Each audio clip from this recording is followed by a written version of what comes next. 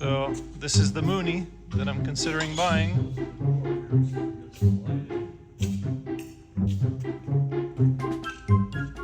So what year is it again? 84. An 84, a J model. Correct. This, I don't see any hail damage. okay. We'll look inside in a moment, but here's the baggage door. Nice size baggage compartment. Yeah, firewall. Baggage door could use some grease. Enlargement of the pistons, and it in effect gave the airplane about 225 horsepower. I had no basis for comparison because I've never flown or owned a Mooney before this one. Right.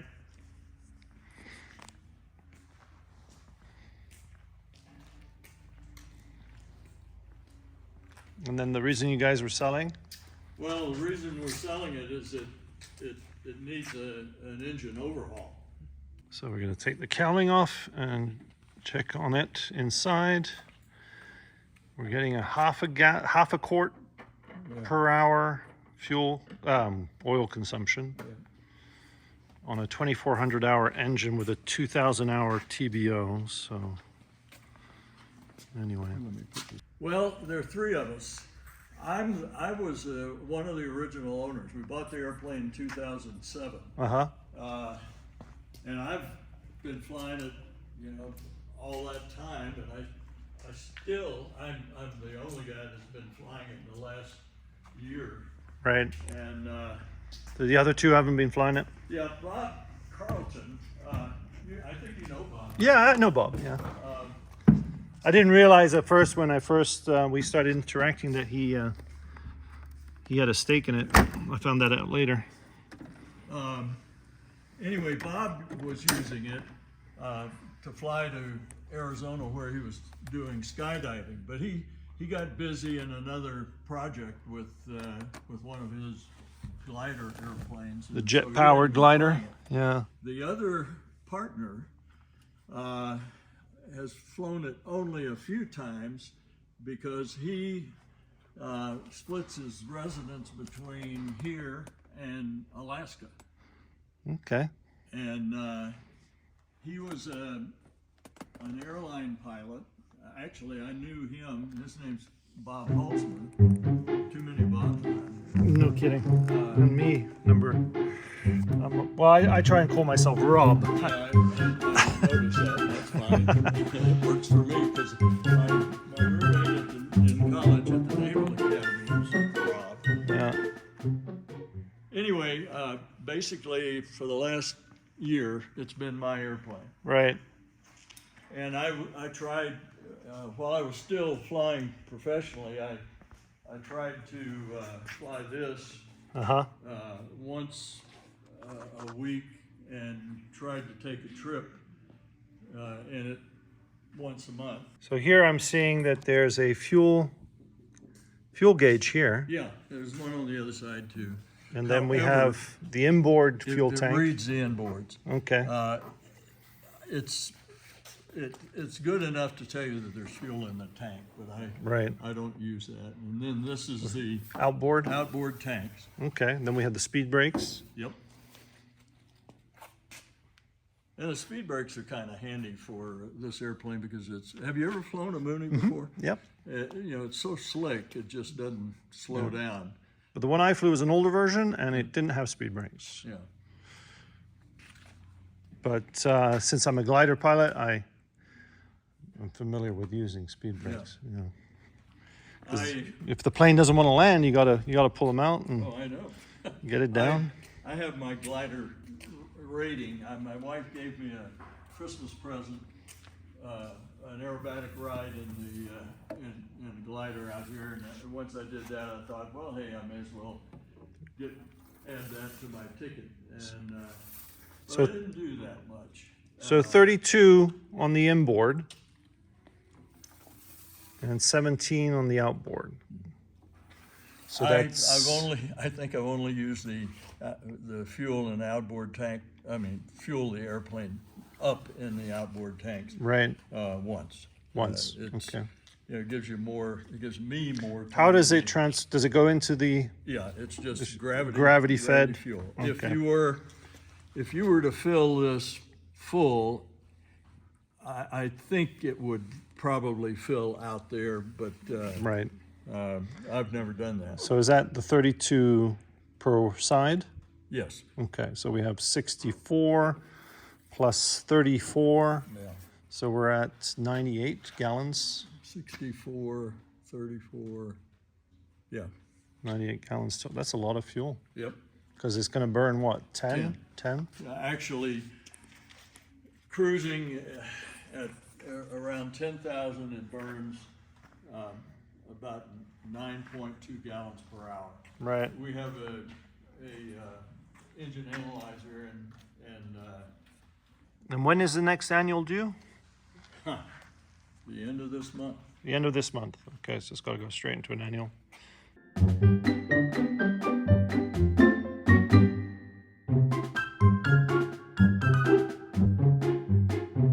The lower seat. So here, I don't have much headroom.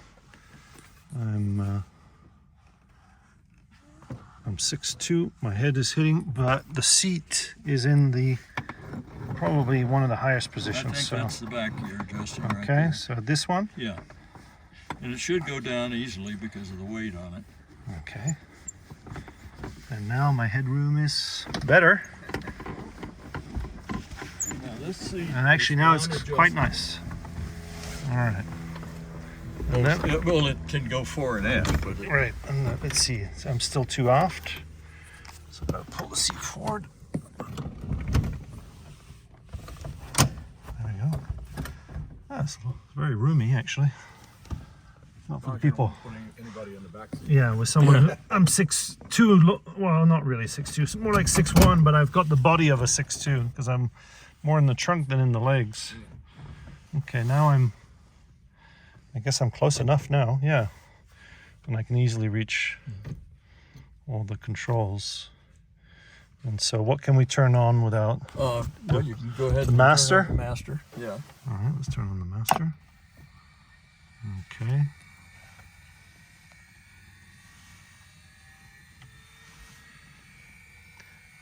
It's saying gear down. That's a good thing, right? Yep. It sure is. If it wasn't, I'd get my toes out of the way. All right. So what else do we have going on here? Well, you can turn on the Avionics. avionics if you All want right. to. So avionics. Now these are ancient avionics. What you're hearing now is the gyro spinning up. The gyroscopic, which is electric. Actually, that is The turn coordinator would be electric, Yeah, but that should be vacuum driven, right? it is. Right. And in this airplane, you do have an aux pump for the vacuum, so we're bringing that up now. Oh, okay. Interesting. That's a good thing. So aux vacuum Aux vacuum. for the gyroscopic, Yeah. which would also apply to the DG. Yes. All right. And it is, in fact, if we wanted to operate the Okay, speed we- brakes, we could do that too. Speed brakes with this? Yeah. Well, not with that, but with this. Okay. Here, do that again. It's up, isn't it? It's up, yeah. Nice. That works well. Okay. Cool. Turn that off.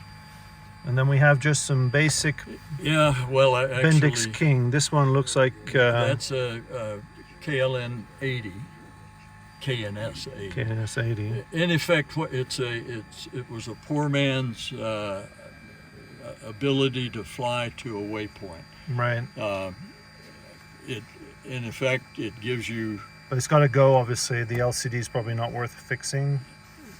no. Right. in fact, Have you looked into it? No, but my son worked for King, and he said it was not worth it. It's been the radios are good as long as they work, Yeah, and they don't do this. That's a fairly new radio. this one. Replacement one? Replaced it, yeah. And of course it's COM and nav. And then here This- just COM. That's just COM, and this is nav. And in fact, you can, let's see, where I want you. Yeah, I wouldn't worry about it. It's Yeah, gonna go. You can Yeah. put in 4 different VOR frequencies. Yeah, I'm pretty sure this is going to be hopefully the right size for something Garmin, but Yeah. we'll see about Well, that. actually, those two, if you put in a Garmin, say what's the term? 530, 430? Well, 530 would have right. COM and nav. Right, the and- form factor. I have actually a 430 WAS in my hangar that I'm not using, so Now this does have an NDB. yeah, it doesn't have But having that. you can find it in many places. And then Here's the that. Listen to transponder is a AM Stratus, radio. Yeah, an Aperio Stratus, yeah. and And then this is the autopilot, that's correct. the original. This is a Okay, and then this is the engine monitor. yes. And so you turn it on like that. Takes a little bit of time.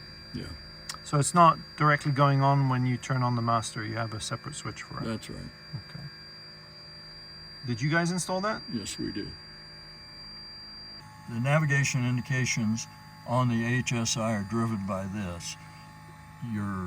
And it gives you both azimuth and glide slope for an approach. Actually, this also is driven by this unit, Right. and you have So this unit or that unit is driving the HSI? this unit is driving the HSI. This unit is driving that. Okay. And that also presumably is Well, that's the NDB NDB. or So it's- ADF. So that potentially could go with Yeah. that. Yeah. This would be swapped out for something that can communicate with that. So yeah, so some mods to be made.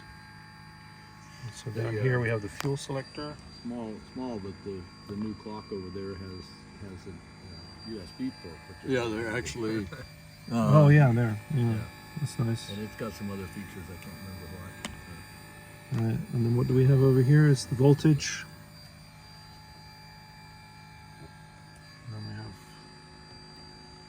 we have total time 4,600.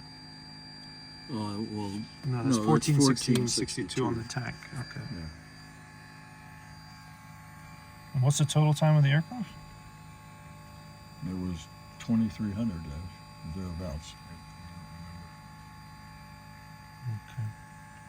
We have all the fuses. This. And then back here. Have you ever had 4 people in there? I have twice Twice? in however 16 years of flying the airplane. It took me and Eddie Sauerman, both of us were about 220 pounds at the time, and 3 or 4 full skydiving rigs in the back seat and luggage bay, and the thing flies beautifully when it's aft loaded. Well, yeah, that's right. I was, you fly it by yourself, it's nose heavy. It was heavy. But with weight in the back, it's good. I'm going to test this, and you have flight director has to be selected to use the autopilot. That was just its test complete.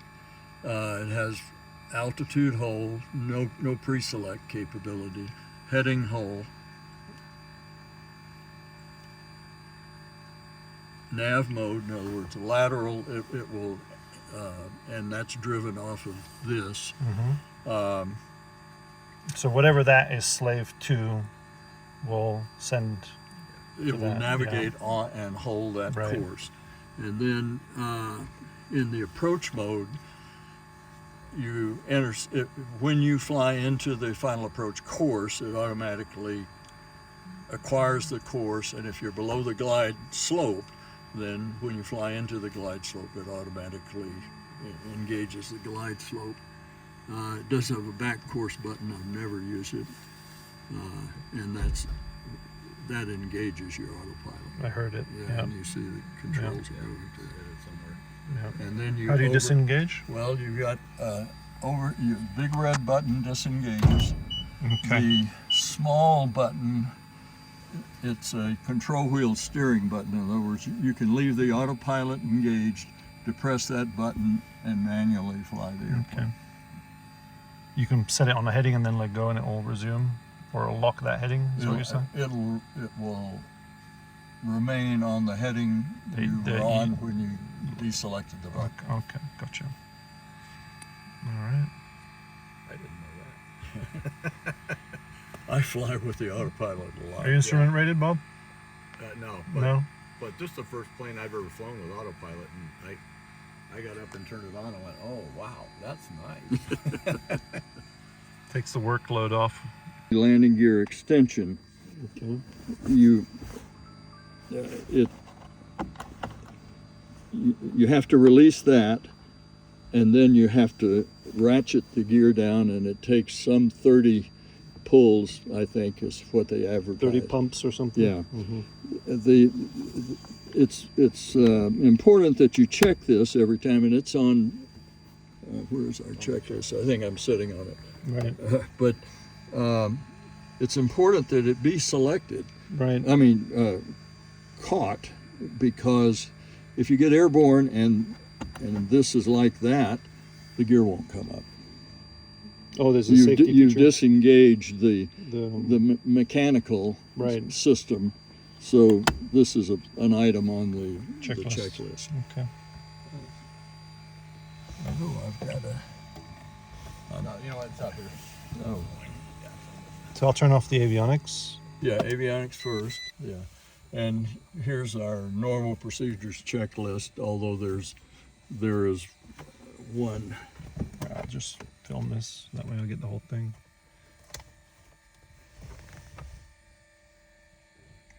And then there's emergency procedures on the back. We can study this. Another thing that the airplane has that was an aftermarket feature is a pre-oiler. You'll notice over there's a pre-oil rocker switch. Uh-huh. And go ahead and turn it on. You'll hear the pump run. And what you're doing is that you're oiling the cylinders. Okay, so Prior it's to circulating start. oil in the Yeah. engine. And you'll see at a point, you'll hear it labor and it begins to rise. And Oh, the pressure? Yeah, you actually Yeah. see the pressure come up. The oil pressure here. Yeah. So let me do that.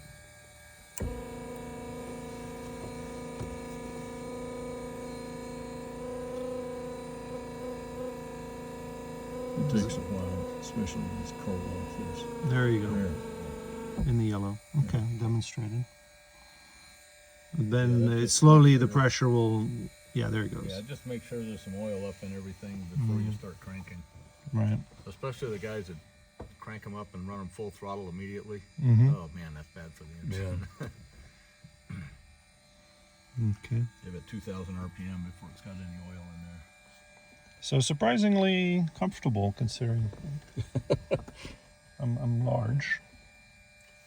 My wife, who is a pilot, doesn't like to fly in this airplane Why is that? because of mainly because this seat is not adjustable vertically and she can't see over this. Oh, the passenger seat is Yeah. not adjustable Yeah. as much as the There is front a big seat? cushion in the back though. Yeah. It only moves fore and aft. I thought you were going to say she's very large and there's not enough room in there for her or something like that. Actually,